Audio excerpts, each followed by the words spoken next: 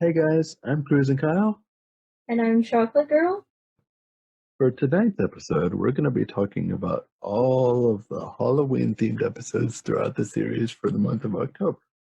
We will be talking about Haunted Train, Four-Eyed Jack, Headless Cabbie, Ghost Bride, and then, of course, Arnold's Halloween. Without further ado, let's get going. Our first subject will be Haunted Train. What are some things you love about that episode, Chelsea? I really love the whole song when they're in the tunnel and then Gerald just starts singing and Arnold plays his harmonica and Helga gets really mad and she's like, "There is no haunted train." And then I like how it gets all spooky and then he's like, "Stop playing your harmonica," and he's like, "I'm not playing my harmonica." Yeah, that's a favorite of mine. For me, I just love how at first the episode is weird, but then it kind of shifts into spooky and odd. You see them talk about all these different urban legends throughout the show, and then you think about the fact that Gerald didn't know about the legend of the haunted train. I find that kind of funny. I find that funny too because he is the keeper of all the tales and stories, so Mhm. I'm just really surprised that he didn't know about that one. I guess that's just something that wasn't handed down from kid generation to kid generation in this case. I guess not. Another thing I loved was just all the randomness to it too. One moment Helga sits there and claims that she's not scared, and then the next moment she's jumping out of her seat. And I love the a little bit spooky but random appearance by Brainy. You keep wondering throughout the episode, is he gonna appear? Because that's like a running gag throughout the series, him always being behind Helga. So I love that the moment he appears is when the train's pitch black for some reason, and all you see is these eyes. What happens next? Gerald helps her throw him out the window. Yeah, and I love how they're like, "What are you doing here?" And he's just like, I don't know." You know, that is a good point because it's like I understand Arnold, Helga, Gerald going off on that adventure to find out if there really is a train that goes to the fiery underworld, but it does make you wonder why was Brainy there and what is he doing? And I love how also this is just another episode where it's like, let's be weird but also creepy to kind of try and get the audience's attention. And I think it's a really good mix of creepy but also funny too. Yeah, I know at the end there, when I was a kid, I always thought something was gonna happen where they Mhm. actually were down in the underworld, but then I was like, no, something else will probably happen. But just like that anticipation when you're a kid, it still creeps you out a little bit. Yeah, I love the way they build it up because I mean, you see the little cues when Grandpa's telling the story, and then you see the same exact stuff when they're on the train. It's like, holy cow! As a kid, it's like, is this really real? Oh my gosh! So I love the episode overall, but for me, the thing that sticks with me so much, not only the funny moments and the kind of creepy moments, but it's just the music. I love the blues thing with Gerald, and I adore that Engine 25 song by the conductor as the episode's coming to a close, just because you get to see a focus on this creepy figure and the train and everything, and it's like, man, they really do want to kind of get to you and make you wonder. I never want to see a train like that, you know? Makes me kind of scared to ride a train. Yeah, and I always like how at the end it's revealed that that actually is true, even Mhm, though it doesn't happen to the kids. So I always like how in the Halloween episodes in general, they mhm. always did that and brought it around to this is a true story, so Grandpa isn't crazy after all. Yeah, and that's what I love about the next one I'd like to talk about. Four Eye Jack. It kind of goes along with what you were just saying. As a kid, it makes you wonder, is it true? Is it not true? And then the ending, it's like, oh my gosh, what do I believe? I love that that one was written in such a way that it starts out with just Arnold and Gerald, but then it kind of morphs into this whole thing where a bunch of the boarders are like, what's going on here? Yeah, I always loved that whole thing of like it starts out as Arnold and Gerald, and then the boarders kind of get intrigued and they're like, "What's going on?" And then they all kind of like follow. And then when they get to Grandpa's bathroom, which they don't know is Grandpa's bathroom, it just gets really, really creepy. And then you wonder, like, is the ghost actually down there? Yeah, that's the thing I love about it because I mean, it was written in a way where like all of the adults, even Oscar for gosh sakes, are sitting there brushing it off the whole time. But then as they're going through the boarding house in these creepy hallways and all that stuff, that little corridor and everything, they start getting spooked and it's like, man, maybe there really is something to this. Yeah, like even the adults getting creeped out too. Like, I think that's what made it enjoyable for me as a kid because I was like, wow, adults can get freaked out just as bad as kids can. Yeah, they'll deny it like Ernie did, but I mean, that just tells you that it's a good written episode. Both of them were because of that fact, I think. Now, for a change in tone, I'd like to talk about probably two of the more darker episodes throughout the show in terms of spooky. Let's first talk about Headless Cabbie. One thing I always had a question about was when they're going through the park and they hear Eugene and he's like clog dancing on the Mhm. cobblestones. Like, why is Eugene even there at night? Because he's a 9-year-old kid. What 9-year-old kid is going to be in the dark at night in the park completely alone? Right? I always wondered that myself because I mean, he claims it's because he wanted to practice for his little dance or whatever it was he was doing, but like you couldn't do that at home.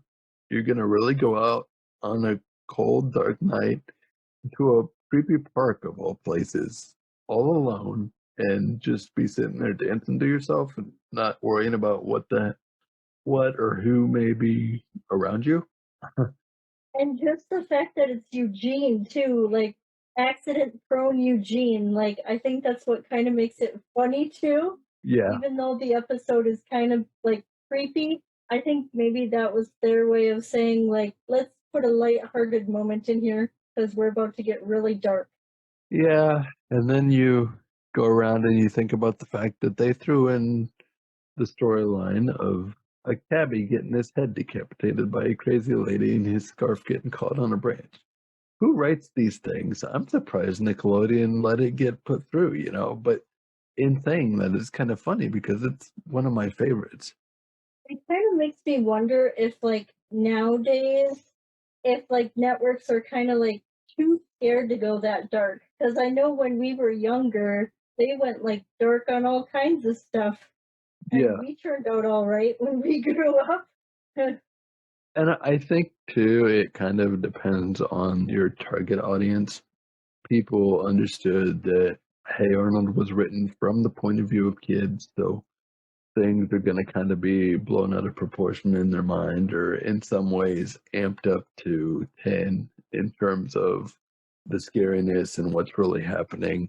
What I love so much about the episode, though, is all of the misdirections because it's like in your mind as a kid, when you're in a scary park like that, you're going to be so worried about what's happening. You're going to see those things in your mind, and it's like, I don't think twice. I just want to get out of here. Yeah, from a kid's perspective, like Headless Cabbie is a really good episode because, like, even when they're coming out of the tunnel and they see the guy with the golden hook for the arm, and then you find out it's just a guy selling a whole bunch of watches, Yep. which that's a good point too. Why is he there in the dark at the evening hours and no one's like there? And he's just like, would you like to buy some watches? And then for me, a favorite part of mine that I always go back to is what they assumed was a creepy lady because of that spooky laugh. Who did it end up being? Mr. Everybody's favorite Win. boarder, Mr. Wit. I love that crazy dude. But Yeah, and then, when he laughs too, like yup, his accent goes away too. I noticed that. But then they hook you by the end of the episode, and it's like, hey, there is that Scotty dog, there is that real lady. Wait a minute. Is there truth to this? Like you were alluding to earlier, Chelsea. Maybe they do have something there. And I think that's why that episode, especially, and the next one we're going to be talking about, hold up so much because as a kid, you're supposed to wonder, is this real? Is this not real? And you're doubting yourself and you're laughing it off, but then it makes you wonder. And that just goes to show you it's a great written, suspenseful type of episode because it still makes you wonder all these years later. And even like going back to like the whole Scotty dog thing, like when you find out that that whole part is true at the end, does that mean that that whole time when they were going through the park and they had the dog, that that was her dog? Like that's very creepy when you think about it. Or even more creepy, makes you wonder if that really is her dog because of the ending. She Yeah, possibly have been watching them this whole time. yeah, Maybe that's like lurking in the shadows or something. yeah, That that's really makes you very think, you know? creepy. Now for another obscure but kind of creepy episode as well, Ghost Bride. Why don't you talk about what you liked about that one, Chelsea? I love like the ending when they lock Hurley away and then you hear like the humming of the wedding march and then again you're alluded to like does that mean she's real? Mhm. And then I like how in the beginning it turns out to be Helga, but then Helga gets freaked out because Hurley ends up freaking them all out. Yeah, that just goes to show you if you think you're tough, you ain't when it comes to being in a cemetery and having it be on a spooky kind of night, having a legend running through your mind. Helga's not invincible in that case, but it also just makes me think back to the whole nursery rhyme of sorts that is put on the gravestone. That was kind of dark, man. Yeah.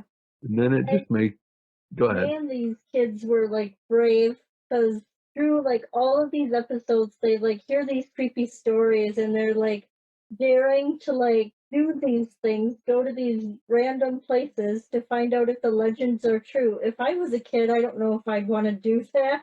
Right? Well, and then what's even weirder about it, but also kind of makes you grit your teeth, you think about the whole story about what happened. Killing her supposed husband because of everything that happened. Wasn't it that he like ran off with the sister or something? I can't remember the story exactly. Yeah, he ran off with the sister and they got married like the next day when their wedding was supposed to take place the day before, which that's really, really like, wow.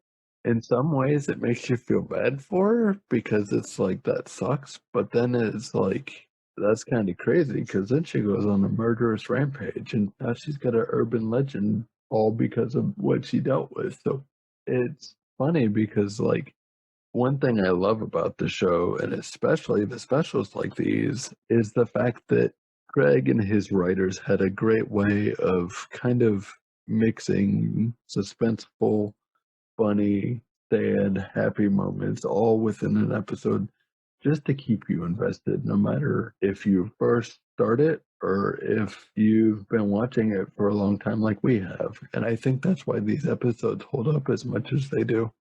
Yeah, the writing is like, I don't want to say it's perfect because nothing is perfect, but Right. like, it just has a good balance of like funny, but yet dark, Hmm. but also like lighthearted.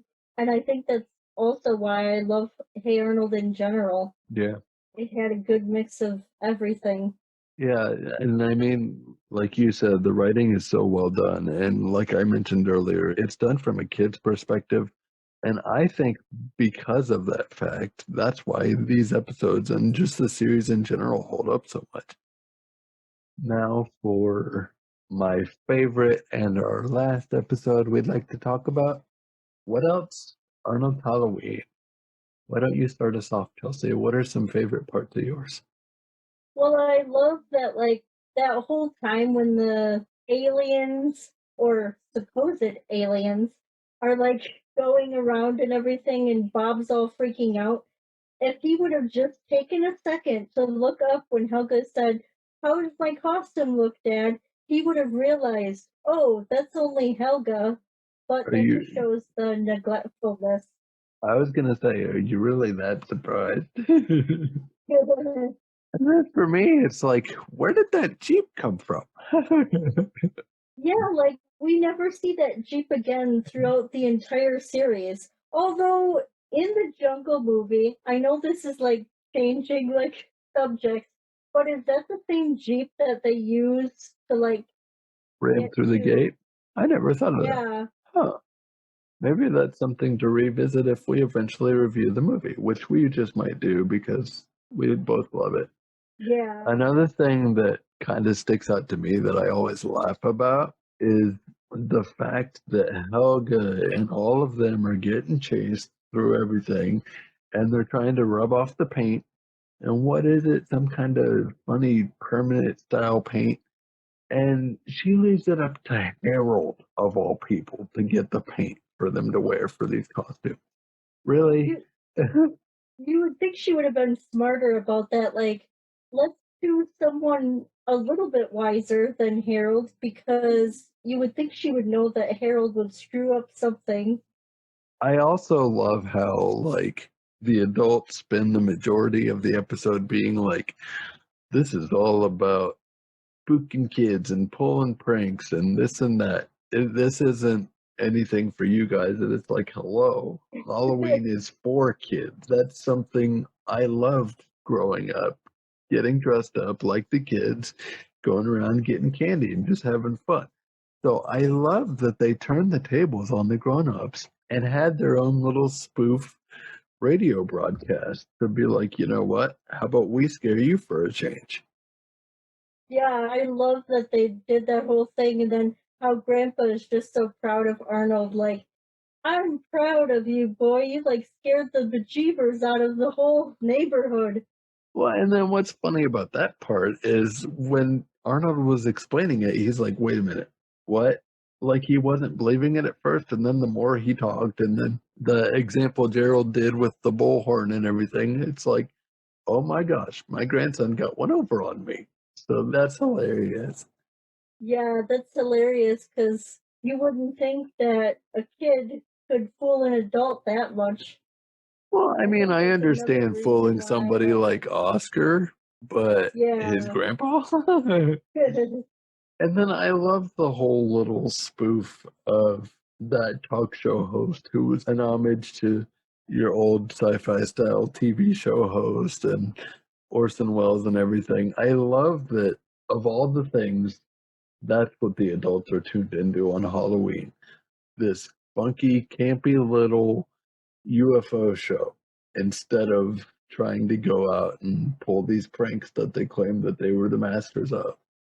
Yeah, and then the fact that even they picked it up, the whole prank thing, I'm just like, wow, like this is being blown all out of proportion. But that was another reason why I loved it so much. Well, and that's the funny part about it. This guy who has a TV show, he gets broadcast on TV for gosh sakes. I don't know if it's like worldwide, probably just national, but still, he has this TV show, and even he gets fooled. So it's like, are you kidding? And then the whole thing with the mothership, like you were mentioning earlier, how can you look out your window with as close as some of them were when they were starting to try and chase the aliens and not see the legs of the water tower? I was just gonna bring that up. I, Like, I how could under they not see that? I understand like seeing it on TV, but like when you were as close as they were trying to go to the tower to take down the mothership, how did they not know? It's just a bunch Yeah, of like, Christmas lights. were they that dense or that freaked out that they just like ignored that whole part? That their mind like alluded to the illusion, and then all they saw was the mothership? Well, and then what's this whole thing with Bob and apparently having beepers that can turn into bombs? I I, still don't maybe understand I that don't part. listen to it enough, but how can beepers be rigged to make a hole in a water tower? Yeah, Have I missed I something over still all don't. these years? I don't know. I still don't understand that whole part. It's cool, but I just don't understand it. I do have to say, another thing that I love is Helga's mindset when they're all talking about all these different things that they want to be. She's like shooting down every single one. It's like, hello, this is Halloween. We're supposed to scare people. And I love how it morphed into, instead of two separate things, this giant unintentional big prank that kind of went bad on the kids. There's just so many funny moments from the episode, all of the ones that we've been talking about, that I think that's why they stick with us so much, whether they're your regular episodes like Downtown is Fruits or even the holiday themed ones that we're going to be doing throughout the month that have holidays within them. It just goes to show you, Hey Arnold's such a timeless show and it's still beloved after all these years. Yeah, it's like you never get tired of watching it, or at least I don't. I don't know about other people, but me personally, it's something I can always go back to and enjoy no matter how many times I've seen it. Right. And it's especially funny because when you think about episodes like this, it's like even years later, as an adult, it's like, how did they get away with half of these things? But that's what makes it so much fun, you know? Yeah, I like that they got away with all that they got away with. Because if the writers hadn't gotten away with half of the stuff, I don't know if the show would have been as good. It Right. probably still would have been great, but I don't know if it would have been as good as it actually turned out to be. Right. I think the fact that some things went over our head as kids, but now we can watch it back and be like, hey, I see what you did there. That's got a lasting appeal. And it's like, that's not necessarily a bad thing that things might go over your head as a kid. Yeah, like the whole like Miriam drinking thing, like that always went over my head as a kid, but now I'm like, oh, I see that now. But then I just love how, like we said, it loops back around to the fact that maybe the adults aren't as smart as they claim they are. I mean, look at how bad they got fooled in this episode. And it just goes to show you, don't underestimate the kid. Yeah, sometimes kids can be wiser than adults, that's for sure. This has been so much fun. I love the show and I just love being able to talk about these different holiday episodes. And maybe eventually, if you guys would like, we'll do a review of the whole series where we'll go through maybe each season and talk about what we liked and didn't like. But why we wanted to start small with doing these holiday ones is because these are the episodes that stick with you so much. These funny, memorable, weird episodes. And I like them so much on the holidays. I always go back to those particular ones and I watch Yeah, them again and again every year. yeah. That just goes to show you it's good writing, it's timeless, it really sticks with you if you go back to it and you watch it year after year, no matter how old you are. And that's what I love about this show and why we wanted to do this podcast that we're doing for you guys. Yeah, there's just so much with Hey Arnold that I love, and that's why I think I love doing this podcast so much because it's something we get to bond over, and not only bond over with each other about, but bond over with the whole fandom about, and kind of just like expand things as a whole. For sure. Eventually, we want to bring on guests, whether you might be fans yourself or might be completely new to the series, because that's the reason we made this podcast is for you guys, whether you might have worked on the show or if you're just a watcher like we are. It's all about spreading that love for the show and trying to bring it back. It's why we have the petitions that we do. We aren't just making those and doing it just because we're doing it because everybody that worked on the show wants to bring it back. And it's why we enjoy reminiscing about holiday episodes and regular episodes and even celebrating a certain football head's birthday that happens to be also in this month as well. Yeah, and the funny thing about that is my birthday's October 4th. So I always liked that Arnold's birthday was close to mine because Mhm. I was like, oh, that's so cool. even though they don't really allude that that's his birthday, but like when I got older and they kind of like hinted to that, I'm like, well, that's really cool. But then the fifth also made me really sad because that's the anniversary of the day his parents left. Yeah. But then But that's why I was glad that we got the Jungle movie too, because I was like, no, I don't have to be sad anymore. yep, that's why we have this movement, and that's why we had the movement that we did to try and push to get the Jungle movie way back when, all those years ago. What's it been now? 17 or 18 years now? So at the time, that was 15 years worth of fighting for a show that we love. And that's why we established this movement, you guys. That's why we're doing this podcast. So, with that being said, we would like to turn the time over to our friend Deep Voice 06, who is going to do her portion where she reviews fanfics and talks to the authors. I'm your host, Deep Voice. Here with me today, I have The Jam. He has written multiple Hey Arnold stories, 4 of them actually, and one of them is a translation of how the Jungle movie should have ended. He has also worked on many other stories for many different series. Today, we're going to discuss his most recent Hey Arnold story called Awake. And we're going to discuss how he went about writing the characters and developing his ideas, plots, and characters. Welcome to the show, Jam. Good evening. So, tell us a little bit about your story, Awake. Basically, it's a semi-alternate universe story. I know that there are a lot of alternate universe stories where some characters are there or new characters are there. And I think this is the second one where one character knows that that he or she is in a different universe. There was a previous one, I forgot the name of it. It was part of an Arnold Ronda series. I forgot the name, but basically in that series, there's one where Helga doesn't exist. She never got the chance to be born because of some demon. I keep forgetting the name of that story, and so there Arnold is paired with Ronda. That's one of the ways that Arnold Ronda can exist.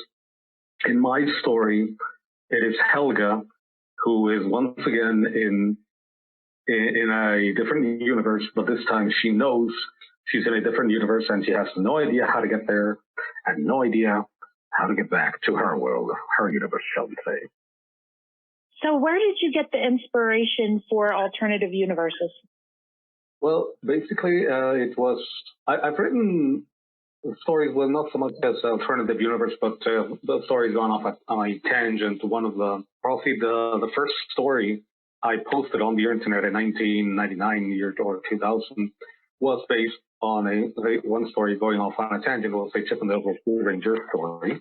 It went and had a ridiculously long title. I suppose Chip and Dale behaved slightly differently after the kidnapping. Based on the story, Home is where it's based on the story Consummation by Roy Neil Grissom. And it was the story of the Chip and Dale Rescue Ranger story.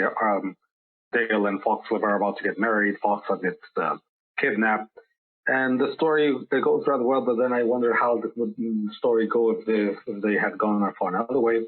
And that spawned another story, an even bigger story, Death of a Comedian. And for this one, basically, it's not so much the same thing, but it was inspired by Helga making some different decisions or appearing to make this stuff, going to different sections from another story I was reading. So have you had a lot of inspiration while writing your story? Yes, so the story itself is inspired partly by Flower Princess 11, A Broken Heart. Now, that story is on chapter 88. And in that chapter, Helga, and the story is about Arnold and Helga not getting together after the Jungle movie. And Helga's just about ready to cut off Arnold from her life, and she's already found another boyfriend.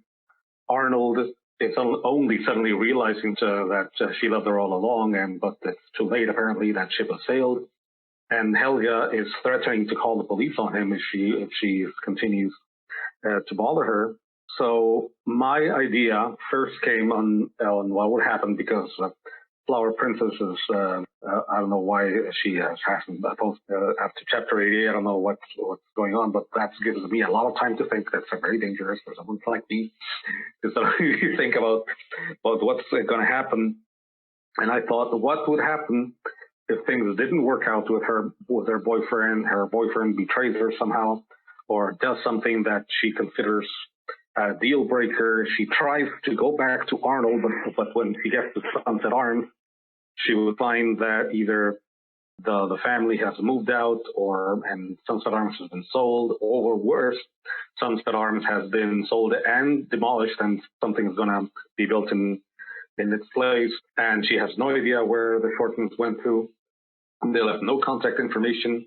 Nobody wants to give her any information. She's left high and dry. That scene was more or less where my story was built around. The Helga is just finding out that Sunset Arms is gone forever. So, where did you get the inspiration to have alternative personalities in your story? Well, since this is a parallel universe, it wouldn't be exactly the same because here Helga this is another universe where Helga doesn't get together with Arnold. There's some slightly different changes, even at Urban Tots. So Helga has a boyfriend, but it's not Arnold. That's one of the crack pairings I mentioned. That's one of the crack pairings I'm using. So these little itty bitty changes spawn off slightly different personalities, or even sometimes radically different personalities, which in turn affect others, and that's basically a domino effect. So basically, what was your reason for the crack pairings? Let's more or less develop the plot. That, and basically they're pairings that nobody has ever considered. I'm surprised that nobody has ever tried to use these pairings, even though they might have had some sort of feasibility. A few of them were mentioned in the series, but I will call them crack pairings because nobody has ever written anything about them yet, or at least none that I know of. But it just seem fun to write. Because nobody has ever tried them, and I was just seeing if they would actually be feasible. Did you have to do any research while writing your story? Oh, yes. Like I said before, I haven't seen the entire series in English, so I had to, there are moments when I'm writing and I had to stop, go back, load up the episode and see exactly what was happening, and try to make sure I got the descriptions correct of all the buildings, of the cities. I had one map that I thought was the official map. It turns out that it wasn't. So if anyone's reading the story and they find that Hillwood isn't set up the way they think it is, you can blame on that supposedly official map on the Hey Arnold wiki. Also, basically just rereading episodes. I got one of my friends is a medical doctor. He helped me out with the effects of amnesia and coma, and being comatose for quite a long time. I asked him, what will be the limit of someone being bedridden, comatose, and then wake up and more or less be able to walk at least, and she said that the limit was 3 months. That's more or less why I chose Helga being in a coma for 3 months. Now, did anyone else help you in writing your story? Yes, there was some friends from a Russian message board, and they were the ones who helped me figure out the origins of some Russian name. They're in the credits. They really helped a lot. What would you say was a challenge when writing your story? It's basically finding the time right now. Right now I'm working full time, and the only moments I have for writing was on the weekends. And then when I was on the weekends, I had to type as fast as I could, try to get as much text into it during the weekends as I could. And that worked out quite well. I think one weekend I wrote up maybe 10,000 words in 1 weekend. That's quite a lot for me. I think it was maybe 12,000 words in 1 weekend. Basically finding the time And as I write, trying not to stop in one point for too long, because like I said, sometimes I have to stop and do some research just to make sure I had everything right. And there was one point where I had to take one episode and very much transcribe all the dialogue because one chapter is transcription of half that episode. What was your typical day when you were writing your story? It was typically a sunny day. Sometimes it's a busy day because on weekends I have to help clean the house and clean the yard. Sometimes we have to go shopping, and basically just trying to squeeze out as much time as I could from the day, just to get the goal of writing done, and make sure that when I stopped, it wasn't at a point where I left myself on a cliffhanger. There were times during office hours when I more or less sneaked in a few bits. There's the chapter where Helga is writing Helga's letter. There's one chapter that just basically Helga, she wrote a letter. That 95% of that chapter I wrote during office hours. Oh, wow. I don't know why I was inspired to do that during office hours or during the moments of small breaks, but that chapter was written during office hours. What would you say your favorite part of Awake is? I will have to say tie. Let me check. I have the story right here. See, the first would be from a particular scene. It's a meltdown scene. I won't say who is melting down, but the chapter is chapter. Yes, that would be the meltdown in chapter 7, and then the fight scene in chapter 14. Yes, those were fun to write, and they required quite a bit of energy to write.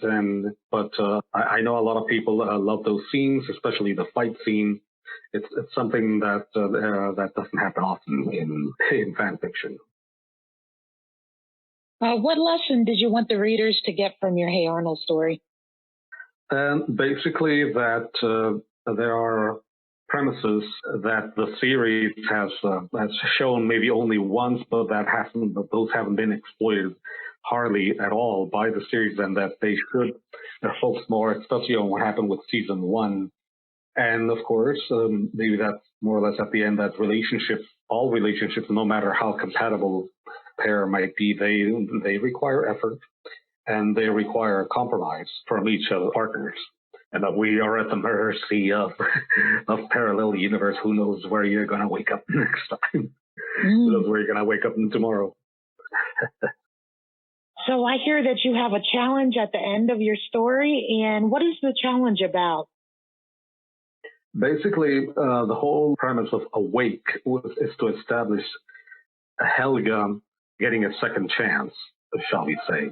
And it starts from a particular episode on season 5. I'm not going to say which, but just getting authors to write about this particular new setup for Helga, and just to inspire authors to write more about Hey Arnold, about Helga. And also, just go into this alternative universe with the alternative Helga. There is an alternate Helga. I didn't want to focus on her because that would be focusing on an original character. I didn't want that. I wanted to focus on the original Helga, Craig Parker's Helga, and all other authors can explore this alternate universe and pick it up where Helga left off. Authors inspired to write more about this, the Awake verse, shall we say. Is there anything else you would like to tell readers about your story? Perhaps readers that haven't read your story yet or are interested in taking a look at it?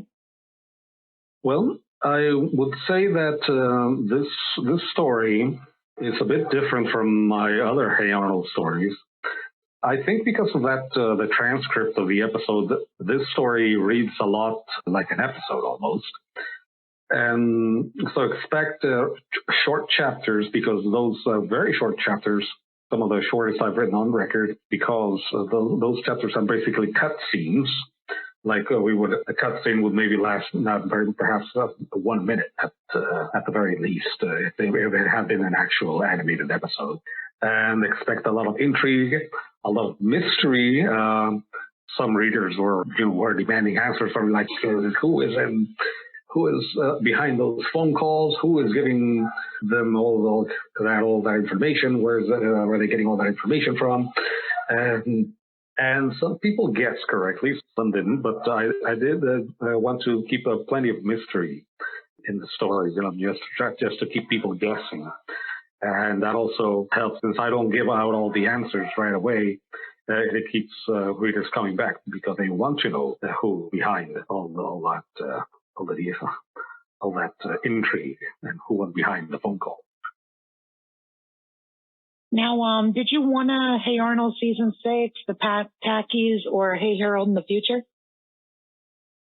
I would say yes. I know that Craig Bartlett had quite a bit of plans, but Nickelodeon doesn't automatically just approve everything simply because it is Craig Bartlett who has these ideas. And if there's a season 6, I would hope that they don't do another time skip like they did with the Jungle movie. That really wasn't necessary. Now, I know that Craig would say that he exhausted all the feasible stories for 4th and 5th grade, and that's why they jumped to 6th grade, and maybe season 6 will continue with 6th grade.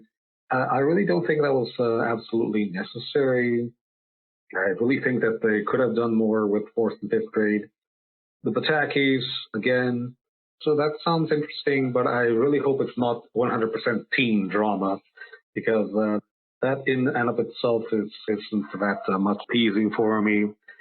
And Hey Harold, that would be interesting to see maybe Harold's point of view of the whole series. That might work. We'll see if they pair him up with either Bronda or Big Patty. That should be interesting if they do the Hey Harold. I hear Justin Chinkaro wants to go back and doing Harold again. Well, I wanted to thank you for being with us today and telling us about your story, Awake. You're welcome. And for those of you who have already interviewed with me about a story, you are welcome to contact me again if you want to do another interview about another Hey Arnold story. I wouldn't mind, and we want to hear more from all the Hey Arnold fanfiction authors out there. So contact me through my fanfiction.net account if you're interested in doing an interview. My name on there is Deep Voice '06. It's written all together. This is your host, Deep Voice, signing off for now. Have a great night, and thank you again, Jam.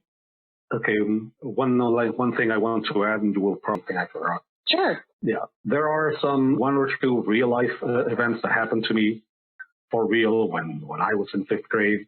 I won't say exactly with what event inspired me to write a few scenes. So if you want to know, you can email me or send me a message on fanfiction.net. Thank you very much for the interview. And thank you so much for the multiple interviews I've done with you, Jam. You're welcome. And please, anyone reach out if you would like to do more interviews than just one. And if you haven't done one interview yet, still reach out and let me know if you'd like to talk about your story on here. You have a wonderful day. Have a good evening. All right, guys. I'm Cruisin Kyle. And I'm Chocolate Girl. And be sure to like and subscribe if you've loved this video. And also, please don't forget to sign all of the petitions that we have. We have one for more seasons. We have one for the Tackies. And we have one for Harold Berman by request of his voice actor as a fun little nod to him. Be sure to check those out. Share them with your friends, your family, anybody that you know that loves Hey Arnold. Let's do our part to bring this show back because, like we said before, Craig and everybody wants to do it. So let's show Nickelodeon, Netflix, or whoever it may be that it's worth it. With that said, we will see you guys soon. Catch you later.